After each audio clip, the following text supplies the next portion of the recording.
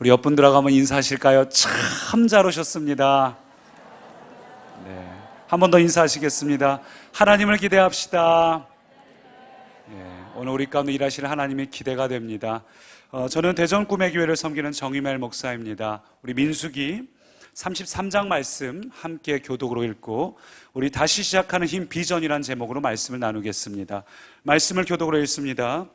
이스라엘 자손에게 말하여 그들에게 이르라. 너희가 요단강을 건너 가나안 땅에 들어가거든 그 땅의 원주민을 너희 앞에서 다 몰아내고 그 새긴 석상과 부어 만든 우상을 다 깨뜨리며 산당을 다 헐고 그 땅을 점령하여 거기 거주하라. 내가 그 땅을 너희 소유로 너희에게 주었음이라. 너희의 종족을 따라 그 땅을 제비 뽑아 나눌 것이니 수가 많으면 많은 기업을 주고 적으면 적은 기업을 주되 각기 제비 뽑은 대로 그 소유가 될 것인즉 너희의 조상의 지파를 따라 기업을 받을 것이니라. 너희가 만일 그 땅의 원주민을 너희 앞에서 몰아내지 아니하면 너희가 남겨둔 자들이 너희의 눈에 가시와 너희의 옆구리에 찌르는 것이 되어 너희가 거주하는 땅에서 너희를 괴롭게 할 것이요. 여호와께서 모세에게 말씀하여 이르시되 너는 이스라엘 자손에게 명령하여 그들에게 이르라. 너희가 가나안 땅에 들어가는 때에 그 땅은 너희의 기업이 되리니 곧 가나안 사방 지경이라.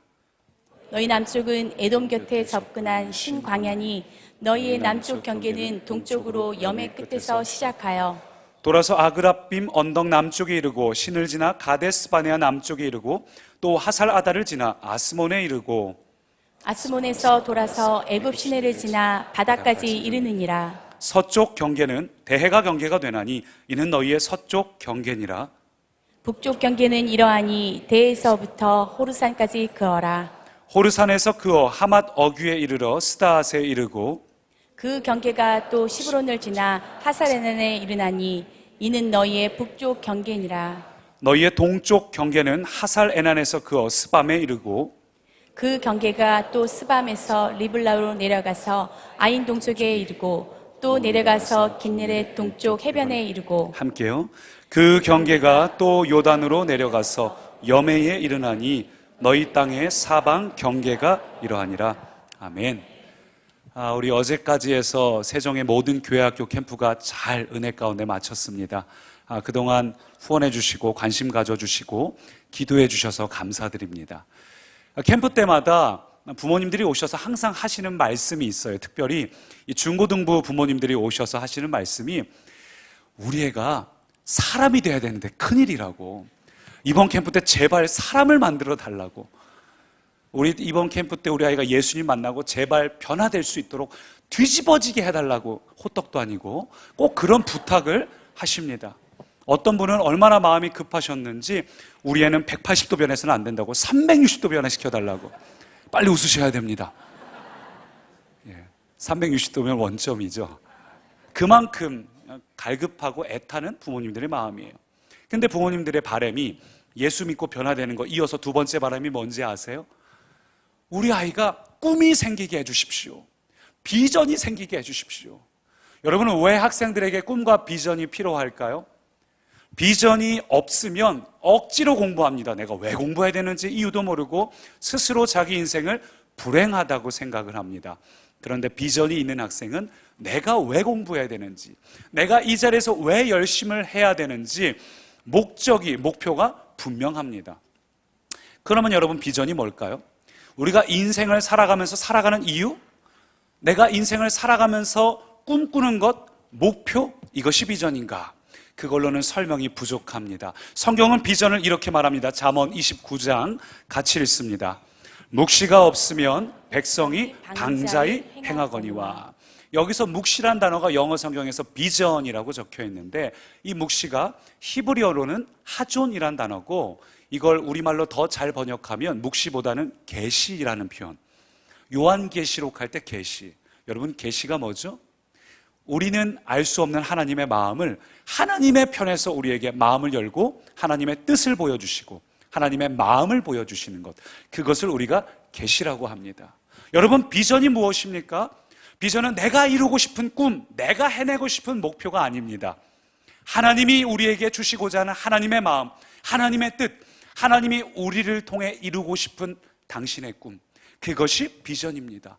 그래서 비전과 야망은 구분되어야 합니다. 뭘로? 출처로. 비전은 우리가 만들어낼 수가 없습니다. 오직 하나님께서 주셔야지만 주어지는 겁니다. 반면에 야망은 내가 만들어낼 수 있습니다. 그래서 캠프 때 우리 아이가 비전을 소유하게 해주십시오. 저도 간절히 이 아이들이, 다음 세대가 하나님의 이 비전을 달라고 구하긴 하지만 비전은 오직 하나님만 주실 수 있습니다. 그런데 야망은 내가 만들어냅니다. 그래서 야망의 결론은 누구를 향할까요? 바로 나 자신을 향합니다. 비전은 하나님께서 주시는 겁니다. 비전의 결론은 누구를 향할까요? 하나님께 향하고 하나님께 영광을 돌리게 됩니다. 출처도 하나님이요 결론도 하나님이 되는 것, 그것이 비전입니다. 그런데 교회에서 보면 참 많은 그리스도인들이 예수님을 영접하고 교회를 다니면서 예수 믿는 게 너무 좋다, 예수 믿으니까 너무 행복하다, 나도 예수님을 위해서, 하나님을 위해서, 교회를 위해서 나도 뭔가를 좀 하고 싶다. 여러분 주의하십시오. 나도 뭔가를 하고 싶다, 이것이 잘못하면 야망이 될 수 있습니다. 그럼 뭘 해야 되나? 하나님이 나를 통해 일하시도록 해야 됩니다. 내가 하나님을 위해 뭔가 하고 싶다, 하나님께서 나를 통해 일하게 하신다. 둘의 차이가 무엇일까요? 주인공이 다릅니다. 내가 하나님을 위해 뭔가 하겠다. 주인공이 누구죠? 나입니다. 그럼 누구를 보게 될까요? 나를 보게 됩니다. 내가 어떤 조건을 갖고 있나, 내가 어떤 능력이 있는가. 내게 능력이 있고 내가 가진 것이 많으면 교만해지고, 반면에 내가 가진 것이 없고 능력이 없으면 초라해지고 포기해버리는, 이것이 야망의 특징입니다. 그런데 비전은 누구를 통해서? 하나님이 나를 통해서 일하시는 것. 주인공이 누구지요? 하나님입니다. 하나님이 나를 통해 일하시기를 우리가 사모한다면 우리는 누구를 보게 될까요? 하나님을 바라봅니다. 하나님이 어떤 분인가? 그분이 얼마나 위대한 분인가? 그분이 내게 원하시는 그분의 마음과 뜻은 무엇인가? 그리고 그분이 나를 통해 일하신다고 하셨는데, 그럼 내가 준비되는 것도 하나님이 원하시는 대로 준비되어야 하는데, 하나님이 거룩을 원하시는데, 하나님이 순결함을, 하나님이 순종을 원하시는데, 철저하게 하나님을 바라보는 것, 하나님의 마음이 우리 가운데 주어지는 것, 그것이 비전입니다. 그래서 비전을 느헤미야는 이렇게 표현합니다. 같이 읽어보죠. 내 하나님께서 예루살렘을 위해 무엇을 할 것인지 내 마음에 주신 것을. 자막을 잠깐 띄워주세요. 여기에 비전에 대한 모든 설명이 들어있습니다. 비전이 주어지려면 먼저 어떤 하나님? 내 하나님. 목자분의 하나님이 아니라, 우리 양육 리더의 하나님이 아니라 나의 하나님이 되어야 합니다. 그분이 그냥 지식으로 듣던 하나님이 아니라 나의 하나님, 하나님의 대사하는 것이 아니라 그분과 내가 친밀한 나의 하나님, 내 하나님이야. 하나님이 나의 하나님이 될 때 그 하나님의 마음, 하나님의 뜻이 내 마음에 주어지는 상태, 이것을 가리켜서 비전의 사람이라고 말합니다. 그러므로 하나님의 마음이 내 마음에 주어진 자는 가만히 있을 수 없습니다. 말씀 뭐라고 이야기합니까? 내 하나님께서 내 마음에 주신 것이 있어서 예루살렘을 위해 무엇을 할 것인가? 비전의 사람은 가만히 있을 수 없습니다. 하나님의 마음이 내게 주어져서 내가 이걸 가지고 어떻게 하면 좋을까? 교회를 위해서 무엇을 하면 좋을까? 목장을 위해서 무엇을 하면 좋을까? 우리 직장을 위해서 무엇을 하면 좋을까? 우리 마음 가운데 갈망함이 생깁니다. 주님, 지금 내가 무엇을 하면 좋겠습니까? 고난 가운데 있는 사람도, 주님, 내가 고난 가운데 있지만 이 고난 속에서 무엇을 하기 원하십니까? 하나님의 뜻은 무엇입니까? 제대로 된 반응을 할 수 있습니다. 인생을 살면서 누구나 풍랑을 만납니다. 파도 없는 항해는 없습니다. 그런데 인생의 풍랑을 만날 때 비전이 없는 사람은 좌초됩니다. 난파됩니다. 그러나 그리스도인, 비전의 사람은 그 파도를 정면 승부할 수 있는 능력이 있습니다.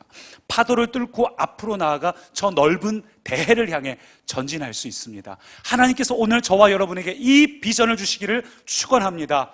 하나님의 마음이 우리 가운데 주어져서, 오 주님, 오늘 내가 무엇을 하기 원하십니까? 이 비전이 오늘 우리 가운데 넘치기를 소망합니다.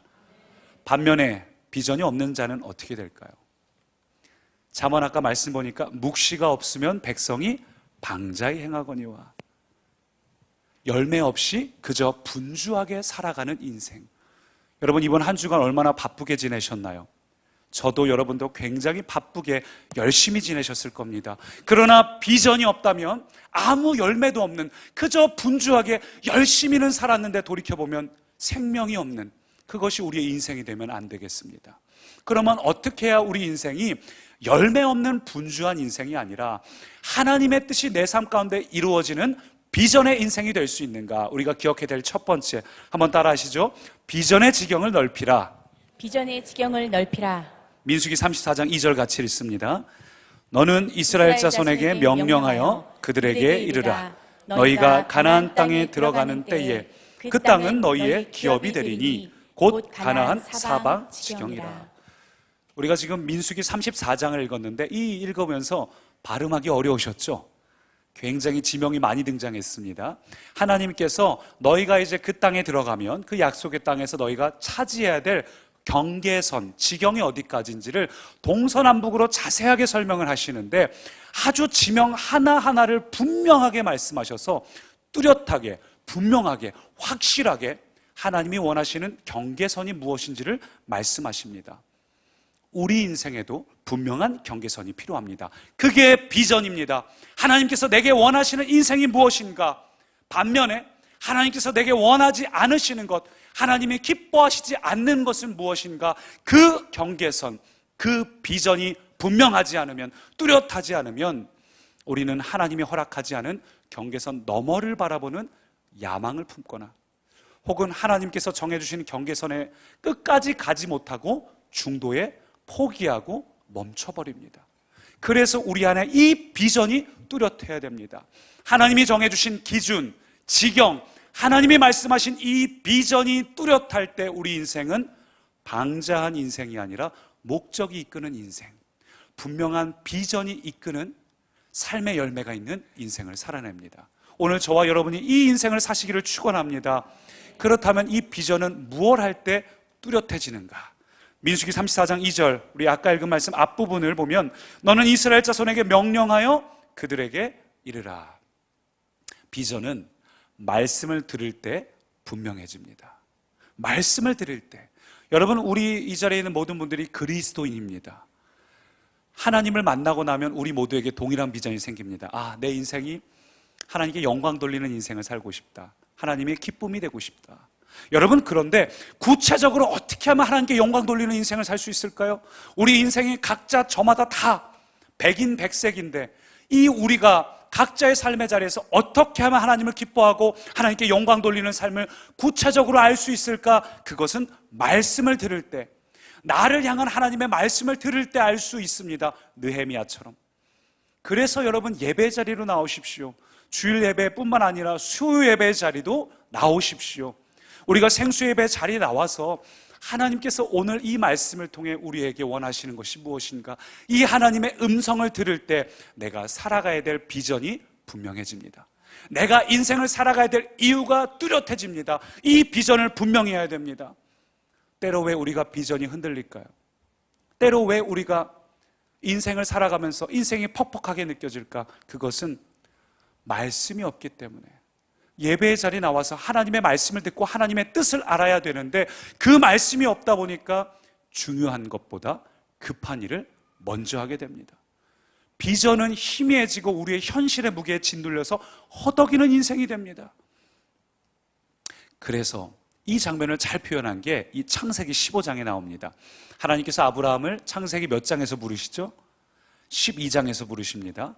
그리고 하나님께서 약속을 하시고 아브라함이 하나님과 동행하면서 점점 그의 비전이 뚜렷해지는데 하나님이 그를 향한 계획이 분명해지는데 문제는 시간이 지나는데 그에게 약속해 주신 자식이 생기지 않는 거예요. 그래서 이 아브라함이 어느 날은 하나님 앞에서 하나님 들으라고 땡깡을 부리기 시작합니다. 하나님, 자식 이제 안 줘도 괜찮습니다. 가만히 보니까 우리 하인 중에 이 엘리에셀이 생각보다 괜찮은데 엘리에셀에게 그냥 상속하고 내 모든 재산 주면 되지 하나님 자식 안 줘도 괜찮습니다. 일부러 하나님 들으라고 막 이렇게 얘기하니까 그때 하나님이 나타나셔요. 여러분, 사단이 우리에게 하는 전략이 바로 이겁니다. 내게 주신 비전이 있는데 내게 준 비전에 집중하지 못하도록 오늘 내 삶 가운데 이루어지지 않고 있는 일, 우리의 마음을 힘들게 하는 일, 거기에 집중함으로 비전을 놓치게 만듭니다. 그때 하나님이 아브라함을 찾아오셔서 무엇 하실까요? 말씀하십니다. 아브라함아, 잠깐 텐트 밖으로 나와봐라. 텐트 밖으로 나왔어요. 저 밤하늘의 별을 보아라. 광야에서 보는 별은 셀 수 없이 쏟아질 것 같은 별이죠. 아브라함아, 저 별을 한번 세봐라. 아브라함이 몇 개까지 셌을까요? 그래도 믿음의 조상인데 한 1000몇 개 셌겠죠? 그때 하나님께서 아브라함에게 말씀하셔요. 아브라함아, 다 셀 수가 없지. 내가 너의 자손을 반드시 그와 같이 될 것이다. 용기를 잃지 마라. 내가 너와 늘 함께하고 있다. 나를 붙들고 소망을 가지라. 여러분, 이 은혜의 시간이 지난 다음에 아브라함이 그 다음 날부터 텐트를 나와 밤하늘을 볼 때마다 이전과 똑같은 하늘일까요? 전혀 다른 하늘입니다. 밤하늘을 볼 때마다 맞아, 하나님이 나에게 약속하셨어. 맞아, 하나님이 내게 말씀하셨어. 그 하나님의 은혜가 우리 가운데 있을 때, 하나님의 말씀이 우리 가운데 있을 때 우리는 비전이 무너지지 않습니다. 왜 여러분 인생이 퍽퍽할까요? 왜 인생을 살아가는 이유가 없을까요? 왜 인생을 살아가면서 그저 고작해야 목표가 휴가 어디로 갈 것인가? 그게 왜 우리 인생의 이유가 돼버려야 될까? 비전을 잃어버렸기 때문에, 다시 말하면 하나님의 말씀을 놓치고 있기 때문에. 여러분, 말씀의 자리로 나오시기 바랍니다. 생수예배로 나오시기 바랍니다. RT 시작하시기 바랍니다. 기도의 자리를 놓치지 마십시오. 우리가 하나님의 말씀을 들을 때 비로소 비전이 분명해집니다. 그래서 아까 잠언 말씀도 묵시가 없으면 백성이 방자에 행하거니와 율법을 지키는 자는 복이 있느니라. 아멘. 율법, 하나님의 말씀을 소유한 자가 복이 있습니다. 그런데 정말 안타까운 게 뭔지 아세요? 이 이스라엘이, 하나님의 은혜를 날마다 누렸던 이 이스라엘이 정작 그들은 그렇게 살지 못했습니다. 민수기 34장에서 하나님께서 정해주신 이 동서남북의 경계선, 재밌는 게 뭔지 아세요?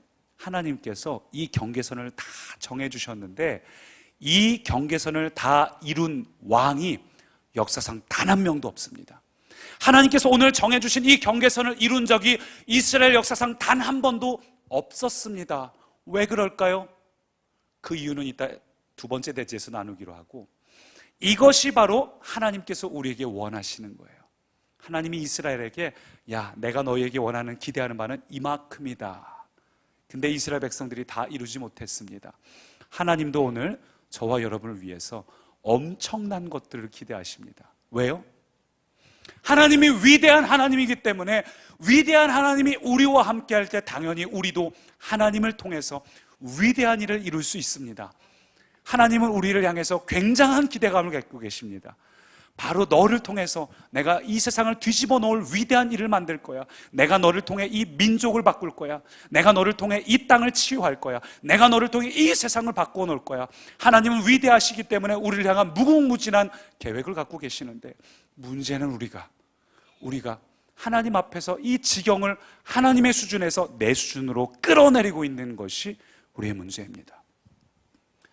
그래서 우리 첫 번째 대지 제목이 비전의 지경을 넓히라. 오늘 제가 올해 초에 받은 말씀이 우리가 잘 알고 있는 야베스의 기도, 한번 같이 말씀을 읽어볼까요? 야베스가 이스라엘 하나님께 아뢰어 이르되 주께서 내게 복을 주시려거든 나의 지역을 넓히시고. 여기서 지역이라는 히브리 단어 게불이 바로 이 지경, 경계선과 같은 단어입니다. 여러분, 지경을 넓힌다는 표현이 무엇일까요? 잘 들어보세요. 만약 내가 어떤 일을 세울 때, 기준, 목표, 비전을 세울 때 내가 할 만한 수준으로 세우면 내 힘으로 이루어냅니다. 거기에는 하나님이 개입하실 틈이 없습니다. 그런데 지경, 기준, 목표를 세울 때 하나님이 원하시는 기준과 목표를 세우면 부담됩니다. 이건 절대로 내 힘으로 해낼 수 없습니다. 그런데 하나님이 강권하셔서 그 기준, 그 지경, 그 목표를 세울 때 그때 하나님이 일하시는 것을 보게 됩니다. 여러분, 여러분의 지경을 넓히십시오. 비전의 지경을 넓히십시오. 하나님이 주시는 마음에 순종하여 넓히시기 바랍니다. 그때에 내가 하는 것이 아니라 하나님께서 나를 통해 일하시는 것을 여러분이 목격하게 될 것입니다. 보라 하나님 능력을, 보라 하나님 구원을. 내가 하는 것이 아니라 나보다 앞서 일하시는 하나님의 일하심을, 능력을 경험할 것입니다. 어떻게 할 때? 비전의 지경을 넓힐 때. 내가 할 수 있는 수준이 아닌 하나님이 원하시는 수준으로 지경을 넓힐 때, 여러분, 이거 최근에 하나님께서 여러분에게 이 지경을 넓히기를 원하는 마음을 주셨다면, 하나님께서 최근 여러분 가운데 너가 이걸 했으면 좋겠다 마음 주셨다면 부담 갖지 마십시오. 하나님을 믿는다는 건 부담이 아니라 사실은 기대감이에요. 익사이팅한 겁니다. 나를 어떻게 성장시킬까? 나를 어떻게 놀랍게 새롭게 일하실까? 독수리는 자기의 둥지를 절벽에 짓습니다. 어떤 세력도 자신의 자식들을 공격하지 못하도록. 그러나 때가 이르면 그 새끼를 둥지에서 밀어내는 게 바로 독수리입니다. 새끼가 떨어질 때 독수리가 받아내면서 그 훈련을 통하여 자신의 자식들이 하늘 높이 날아갈 수 있는 수준이 되기를 기대합니다. 하나님이 오늘 우리에게 그걸 원하십니다. 부담으로 느끼지 마시고 익사이팅하게 느끼십시오. 기대감으로 느끼십시오. 와, 하나님께서 이번 일을 순종할 때 또 나를 어떻게 성장시킬까? 나의 수준이 얼마나 높아질까? 내가 사상을 바라보는 이 시야가, 세계관이 얼마나 넓어질까? 여러분 기대하시기 바랍니다. 내가 할 만한 수준에서 멈추지 마시고 하나님이 원하시는 수준으로 여러분의 비전의 지경을 넓히시길 축원합니다. 또 그렇다고 해서 파리 부동산 대책 때문에 위축되었는데 이것이 주님이 내게 주시는 말씀이구나 하시면 안 됩니다. 우리가 지경을 넓혀야 되는 것은 부동산 대책이 아니라 하나님이 내게 주시는 마음, 헌신의 지경을 넓히시기 바랍니다. 순종의 지경을 넓히십시오. 섬김의 지경을 넓히십시오. 그 이유가 있습니다. 이사야 54장 같이 읽습니다. 내 장막터를 넓히며 내 처소의 휘장을 아끼지 말고 널리 펴되 너의 줄을 길게 하며 너의 말뚝을 견고히 할지어다. 이는 내가 좌우로 퍼지며 내 자손은 열방을 얻으며 황폐한 성읍들을 사람 살 곳이 되게 할 것임이라. 하나님이 이들을 통해 그 황폐한 가나안, 우상 숭배에 있는 가나안을 변화시키기 원하셨습니다. 하나님은 오늘 우리를 통해 비전의 지경을 넓히셔서 이 땅을 치유하시고 이 민족을 바꾸시기를 소망하십니다. 여러분 이 말씀 앞에 순종하시기 바랍니다. 민수기 33장 53절은 이렇게 말합니다. 그 땅을 점령하여 거기 거주하라. 내가 그 땅을 너희 소유로 너희에게 주었습니다. 하나님은 이미 모든 지경을 우리에게 전부 주셨습니다. 두려워하지 마십시오. 이미 모든 것이 우리의 소유입니다. 우리가 두려워서 시도하지 못할 뿐이지 이미 우리 가운데 주셨습니다. 누리시기 바랍니다. 불가능한 일을 시도하기 전에는 결코 기적을 맛볼 수 없습니다. 무리를 걷고 싶으신 분은 안락한 배에서 뛰어내려 풍랑 속으로 뛰어드시기 바랍니다. 저는 여기 있는 우리 모든 사랑하는 꿈의 가족 여러분이 하나님을 위해 불가능한 일을 시도하시길 축원합니다. 하나님을 위해 위대한 일을 시작하십시오. 하나님께서 주신 비전을 위해 그 불가능한 일에 도전하십시오. 하나님의 지경 앞에 순종하는 저와 여러분 되기를 소망합니다. 말씀으로 경계선, 비전을 뚜렷하게 분명히 하시고 담대함으로 비전의 영토를 넓히는 저와 여러분 되기를 축원합니다. 첫 번째는 비전의 지경을 넓히자는 것이고, 두 번째는 한번 따라해 보시죠. 우상의 지경을 파하라. 우상의 지경을 파하라. 현진건 선생님이 쓰신 운수 좋은 날이란 책을 보면은 이런 말이 나오죠. 왜 설렁탕을 사왔는데 왜 먹지를 못하니? 왜 먹지를 못하니? 저는 이 이스라엘 모습 보면서 그 장면이 떠오릅니다. 야, 40년 동안 뺑뺑이 돌다 드디어 들어갔는데 왜 그 땅을 누리지를 못하니? 왜 그 땅을 차지하지를 못하니? 왜 자꾸 실패하고 무너지는 거니? 이게 하나님의 마음이 아닐까요? 성경을 보면 처음에는 큰 은혜로 시작을 했는데 뒤에 가서 쫄딱 망하는 왕들이 많이 나옵니다. 사울왕, 솔로몬, 히스기야, 요아스, 전부 크신 은혜로 시작했다가 뒤에 가서 무너지는 왕들입니다. 이스라엘 백성들도 그랬고, 왜 그러는 걸까? 제가 그러면서 느낀 것이 뭐냐 하면 이번 캠프의 다음 세대가 은혜를 받는 것도 중요하지만 이 은혜를 지속시키는 게 더 중요합니다. 여러분, 우리도 마찬가지예요. 우리가 하나님께서 우리에게 비전을 주시고 무언가 시작하는 것도 중요하지만 계속해서 앞을 향해 전진하는 것, 주저앉지 않고 멈추지 않고 계속 나아가는 것이 훨씬 중요합니다. 그래서 은혜가 필요합니다. 여러분, 근데 이 은혜, 전진에 대해서 자꾸 갉아먹고 좀먹는 것이 바로 우상 숭배입니다. 사울왕, 솔로몬, 요아스 다 누구 때문에 망했습니까? 우상 때문에.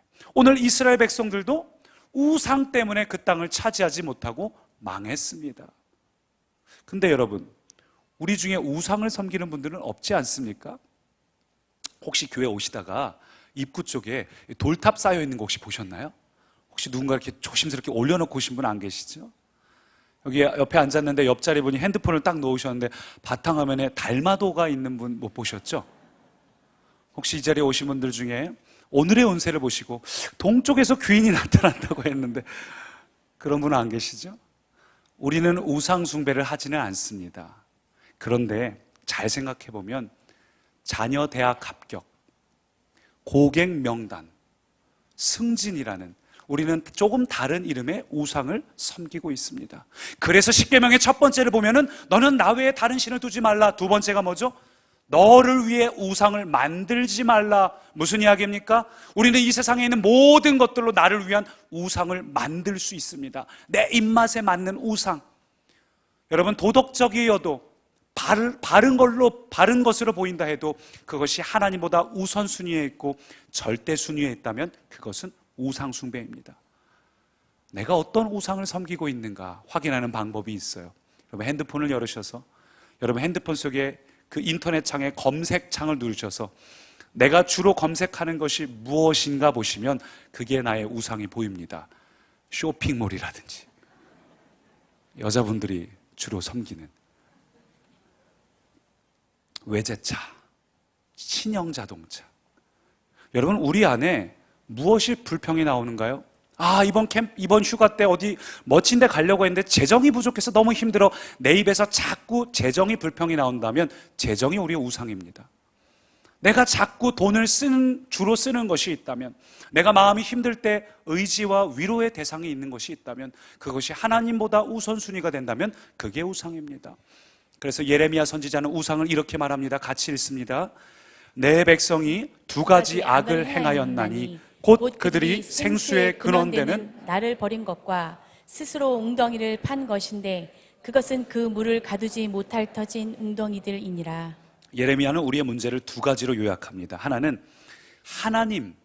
하나님을 거부한 것, 하나님의 마음, 하나님의 뜻, 비전을 거부한 것. 그리고 두 번째는 하나님 대신해서 나의 마음을 편하게 해줄 우상을 섬기는 것.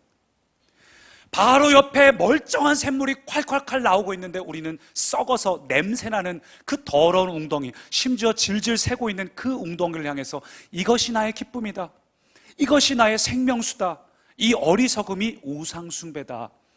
결국 우리 인생의 모든 문제는 우상숭배로 귀결이 됩니다. 죄라는 것이 무엇인가? 결국은 하나님을 섬기는 것이 아니라 나의 야망을 섬기는 것, 그것이 우상숭배입니다. 비전인가 야망인가? 순종인가 불순종인가? 하나님인가 나를 섬길 것인가? 여러분, 그렇다고 해서 사울왕, 솔로몬, 요아스가 처음부터 우상숭배를 했던 건 아닙니다. 이들의 출발은 좋았어요. 처음에는 하나님을 잘 섬기려고 애썼습니다. 그런데 아주 작은 산당을 파괴하지 않았을 때 그 작은 우상이 그들의 결정적인 순간에 발목을 붙잡습니다. 이스라엘 백성도 마찬가지죠. 처음부터 가나안 땅 정복 포기한 거 아닙니다. 처음엔 그들이 열정이 있었습니다. 우리처럼 처음엔 굉장한 비전이 있었습니다. 그러나 그들 안에 있는 작은 우상들을 그냥 두었을 때, 그들 안에 있는 작은 불순종을 방치했을 때 결정적인 저주가 돼버립니다. 우리는 하나님, 내가 이만큼 순종하는데 이 정도는 괜찮잖아요. 하나님이 수시로 주시는 작은 마음들에는 순종을 잘 하지 않죠. 근데 그 작은 것이 문제입니다. 민수기 33장 52절은 이렇게 말합니다. 그 땅의 원주민을 너희 앞에서 다 몰아내고 그 새긴 석상과 부어 만든 우상을 다 깨트리며 산당을 다 헐고.